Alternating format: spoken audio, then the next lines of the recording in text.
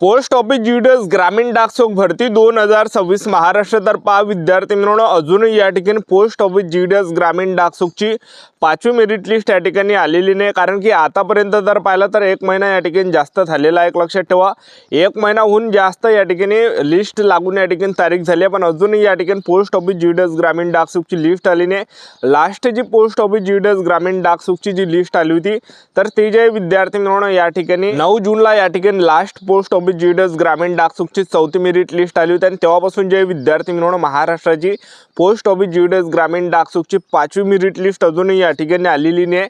कारण की या ठिकाणी एका महिन्यापेक्षा जास्त दिवस या ठिकाणी झालेले, अजूनही या ठिकाणी लिस्ट आलेली नाही आहे। एक लक्षात ठेवा, तर पोस्ट ऑफिस जीडीएस ग्रामीण डाकसेवकची 5वी मेरिट लिस्ट लागणार आहे की नाही लागणार असे भरपूर विद्यार्थ्यांचे कमेंट होते आणि काही विद्यार्थ्यांचे असे पण कमेंट होते की सर लिस्ट येणार नाही आहे काय, ठीक आहे। तर असे सुद्धा विद्यार्थ्यांचे काही कमेंट होते, तर मी तुम्हाला आजच्या व्हिडिओच्या माध्यमातून याबद्दलच सांगणार आहे। पोस्ट ऑफिस जीडीएस ग्रामीण डाकसेवकची 5वी मेरिट लिस्ट येणार आहे की नाही येणार आहे याबद्दल आपण बोलणार आहे।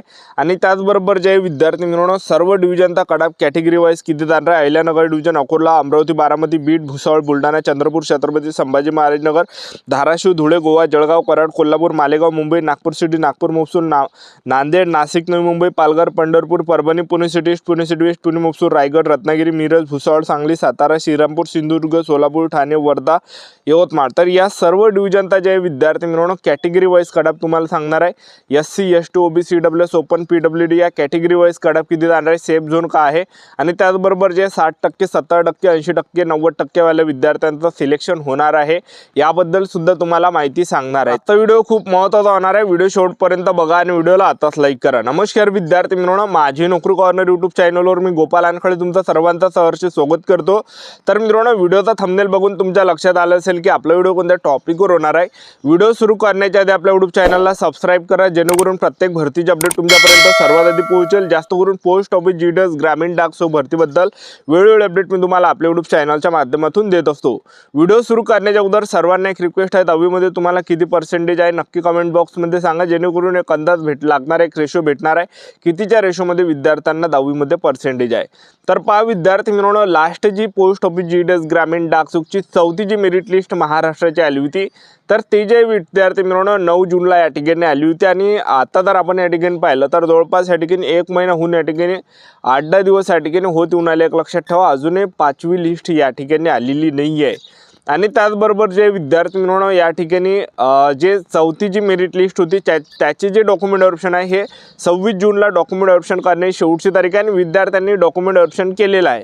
तर त्यामुळे त्या काही जागा विद्यार्थी मित्रांनो खाली आहे, विद्यार्थ्यांनी डॉक्युमेंट ऑप्शन केलेले आहे, तर जागा काही या ठिकाणी खाली राहिलेल्या आहे। तर त्यामुळे जे विद्यार्थी मित्रांनो पोस्ट ऑफिस जीडीएस ग्रामीण डाकसेवकची 5वी मेरिट लिस्ट या ठिकाणी 100% येणार आहे। तर त्यामुळे आपल्याला काळजी करायची नाही आहे, डिमोटिवेट आपल्याला व्हायची नाही आहे। पोस्ट ऑफिस जीडीएस ग्रामीण डाकसेवकची 5वी मेरिट लिस्ट येणार आहे। तर आता पोस्ट ऑफिस जीडीएस ग्रामीण डाकसेवकची 5वी मेरिट लिस्ट कोणत्या तारखेला येणार आहे असे विद्यार्थ्यांचे कमेंट होते। तर पहा पोस्ट ऑफिस जीडीएस ग्रामीण डाकसेवकची जी 5वी मेरिट लिस्ट आहे तर आपल्याला जे विद्यार्थी मिळून आपल्याला 20 जुलैच्या अंदर आपल्याला लिस्ट पाहायला भेटणार आहे। 20-22 जुलैच्या अंदर आपल्याला रिझल्ट आपल्याला पाहायला भेटणार आहे, एक लक्षात ठेवा। त्यामुळे आपल्याला संयम या ठिकाणी ठेवायचा आहे। तर 20 जुलैपर्यंत ही लिस्ट पाहायला भेटणार आहे, 20 जुलैच्या आसपास या ठिकाणी लिस्ट पाहायला भेटणार आहे। कारण की आता पोस्ट ऑफिस जीडीएस ग्रामीण डाकसेवकची 5वी मेरिट लिस्ट महाराष्ट्राची येणार आहे, कारण की जागा खाली आहे, एक लक्षात ठेवा, ठीक आहे। तर त्यामुळे आपल्याला संयम ठेवायचा आहे, 20 जुलैपर्यंत आपल्याला संयम ठेवायचा आहे। तर आता कट ऑफ किती जाणार आहे ते तुम्हाला सांगू देतो। कट ऑफ किती जाणार आहे महाराष्ट्राचा सेफ झोन काय, तर पहा Ahilyanagar division, Akola division, Amravati division, Baramati division, Beed division, Bhusawal division, Buldhana division आणि चंद्रपूर डिव्हिजन। आता या डिव्हिजनचा जर आपण विचार केला ओपन कॅटेगरीचे असाल तर जवळपास या ठिकाणी 88 ते 92 पर्यंत कट ऑफ पाहायला भेटणार आहे। ओबीसी कॅटेगरीचे जर तुम्ही असाल तर 86 ते 91च्या दरम्यान कट ऑफ पाहायला भेटणार आहे आणि एससी कॅटेगरीचे असाल तर 82 ते 88च्या आसपास आपल्याला कट ऑफ पाहायला भेटणार आहे। एसटी जर तुम्ही असाल तर 78 ते 84च्या दरम्यान कट ऑफ जाणार आहे आणि ईडब्ल्यूएस असाल तर 80 ते 86च्या दरम्यान कट ऑफ पाहायला भेटणार आहे आणि पीडब्ल्यूडी असाल तर 65 ते 75च्या दरम्यान कट ऑफ पाहायला भेटणार आहे। एवढं काही सेफ झोन आहे। त्यानंतरचं जे डिव्हिजन आहे तर ते विद्यार्थी मिळवणं या ठिकाणी छत्रपती संभाजी महाराज संभाजीनगर डिव्हिजन आहे, धाराशिव डिव्हिजन आहे, धुळे डिव्हिजन आहे, गोवा डिव्हिजन आहे, जळगाव डिव्हिजन आहे, कराड डिव्हिजन आहे, कोल्हापूर डिव्हिजन आहे आणि मालेगाव डिव्हिजन आहे. आता या डिव्हिजनचा जर आपण विचार केला, बघा या ठिकाणी तुम्ही ओपन असाल तर जवळपास या ठिकाणी 88 ते 90 91 पर्यंत कडप पाहायला भेटणार आहे, एवढं काही सेफ झोन आहे. आणि ओबीसी जर तुम्ही असाल तर 86 ते 91 92च्या दरम्यान कडप जाणार आहे, एवढं काही कडप पाहायला भेटणार आहे, एवढं काही सेफ झोन आपल्याला पाहायला भेटणार आहे. त्यानंतर एसटी कॅटेगरीचे जर तुम्ही असाल तर एसटी कॅटेगरीचा जो कडप हा 78 ते 85च्या दरम्यान कडप पाहायला भेटणार आहे. 78 ते 85च्या दरम्यान असेल तर नक्की आपलं सिलेक्शन होणार आहे, ठीक आहे.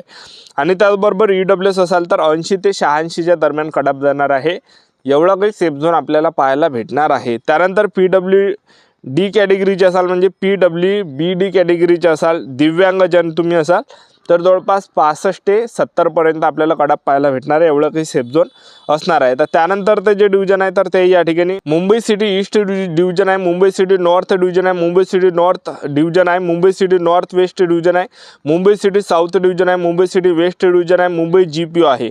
आता हे जे मी तुम्हाला मुंबईचे डिव्हिजन वाचून दाखवले, इथं कडप जे विद्यार्थी मिळवणं कमी जाणार आहे आणि या डिव्हिजनमध्ये कडप म्हणजे जे विद्यार्थी मिळवणं या ठिकाणी जर पाहिलं फॉर्म जास्त आले नाही, एक लक्षात ठेवा, ठीक आहे.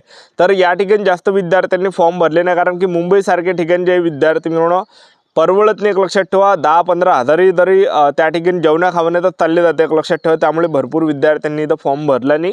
आणि त्याचबरोबर दुसरी गोष्ट, जागा या ठिकाणी कमी होत्या, ओपन जास्त 1-2 जागा होत्या आणि कॅटेगरी वाईज एकट दुक्कड जागा होत्या, त्यामुळे विद्यार्थ्यांनी फॉर्म भरला नाही आणि इथं कडप कमी जाणार आहे. ओपन असाल तर 80 ते 90 पर्यंत कडप पाहायला भेटणार आहे, OBC असाल तर 80 ते 90च्या दरम्यान लागणार आहे आणि SC असाल तर 80 ते 86च्या दरम्यानच कडप पाहायला भेटणार आहे, ST असाल तर 70-80च्या दरम्यान कडप पाहायला भेटणार आहे, EWS असाल तर जवळपास 80-90च्या अंदर कडप पाहायला भेटणार आहे आणि PWD दिव्यांगजन असाल तर 60% 65% पर्यंत कडप पाहायला भेटणार आहे, एवढं काही सेफ झोन असणार आहे. आता त्यानंतरचं जे डिव्हिजन आहे तर ते विद्यार्थी मिळवणं या ठिकाणी नागपूर सिटी आहे, नागपूर महसूल आहे, नांदेड आहे, नाशिक आहे, नवी मुंबई आहे, पालघर आहे, पंढरपूर आहे, परभणी आहे, पुणे सिटी ईस्ट आहे, पुणे सिटी वेस्ट आहे, पुणे महसूल आहे. आता या डिव्हिजनचा कडप किती जाणार आहे तर ओपन असाल तर जवळपास या ठिकाणी 88 ते 90 पर्यंत कडप जाणार आहे आणि त्याचबरोबर OBC असाल तर 86 ते 91 पर्यंत आणि ST जर तुम्ही असाल तर जवळपास 75 ते 85च्या दरम्यान कडप जाणार आहे आणि SC असाल तर 82 ते 88च्या दरम्यान कडप जाणार आहे आणि EWS असाल तर 80 ते 86च्या दरम्यान कडप पाहायला भेटणार आहे आणि PWD दिव्यांगजन असाल तर 65 ते 75च्या दरम्यान कडप पाहायला भेटणार आहे, एवढं काही सेफ झोन आहे.